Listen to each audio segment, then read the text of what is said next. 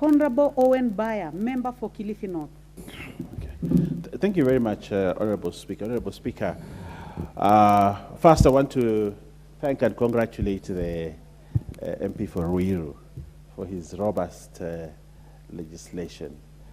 The Honorable Kingara has brought several pieces of legislation into this House.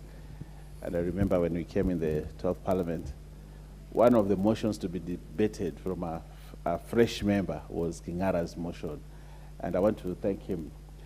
But on this bill, I think we already have legislation that is sufficient, that covers the subject matter that this bill tries to introduce. And looking at the issues and reading the report from the Departmental Committee on Transport, my thinking is that probably the Honorable Kingara needs to relook at this legislation so that we do not double legislate. There is the issue of regional registration of motor vehicles. And I think that report, it has been highlighted by my able friend Nikal. I think that also has been deliberated in the report, the issue of regional registration. And I think the Vice Chair, when he was presenting the report, made it very clear that it's a form of discrimination of some kind, that a registration of motor vehicles, two-wheelers, three-wheelers, need to be done at the national level and not at local level. And I think it was adequately covered in the report. And if you look at the issues raised, yes, we have a problem within the Boda sector, and that is a fact. It needs proper regulation. It needs discipline. It requires that it is properly regulated. That is a fact, and that must be done.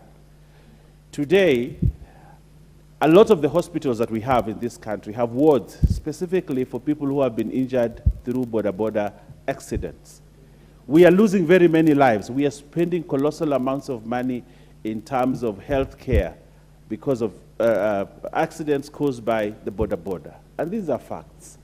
But where is the problem, even though we already have a law? The problem is in enforcement. That is where the problem is, enforcement. And I would like the Committee on Transport to take this matter, summon the people who are in charge with enforcing the law, and ask them these questions: why aren't you enforcing the law? Why do we have many problems within the Boda sector? Because there's an Inspector General. There is the base commander. There are base commanders in every county who are supposed to enforce law. But if you go to some of these places, you find that the base commanders and the traffic units that we have are more interested in what the Boda rider gives them more than what the Boda rider is doing on the road. And that is where the problem is. So the spirit with which Kingara is bringing this law is correct, because he has seen a gap. But this gap is not caused because there's no law. The gap is caused because enforcers are not doing their job. So, Honorable GK and the Chief Justice here, you need actually, on your own motion, without necessarily having to have somebody present a petition here or request for a statement, on your own motion as a committee, you may need to summon the enforcers of this matter so that we reduce these accidents. These accidents are too many. We had a member of parliament the other day who lost his life because of a Boda. This we know, but how many other people? How many other people? Mama Mboga selling boga on the pavement of a road, and a Boda comes and runs over them and kills all of them. How many other people that two children going to school are carried by a Boda? Two children. There's an incident in my constituency where three children of the same mother were being carried on one Boda. And those children never reached school. They died on the road. All of them, three of them. That's a tragedy for a family.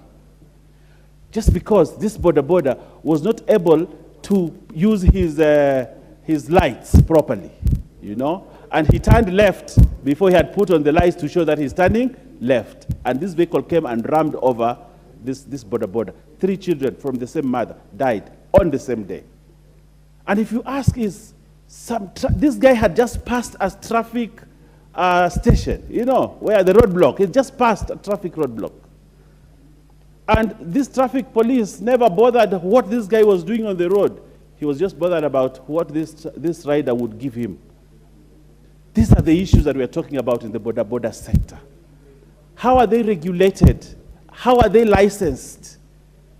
Anybody these days who can ride a Boda just rides, whether he has a license or not, whether he knows traffic rules or not, whether he knows the road rules or not, he will just pick a Boda and ride and carry passengers. And yet, we have traffic enforcers on the road, and they don't look at this. I have never seen a situation where a Boda has been stopped at a roadblock and he's asked for a license. They never ask them for licenses. They never do that. They only ask, Mutembei ile kitu yangu. And that's what matters. That's what matters.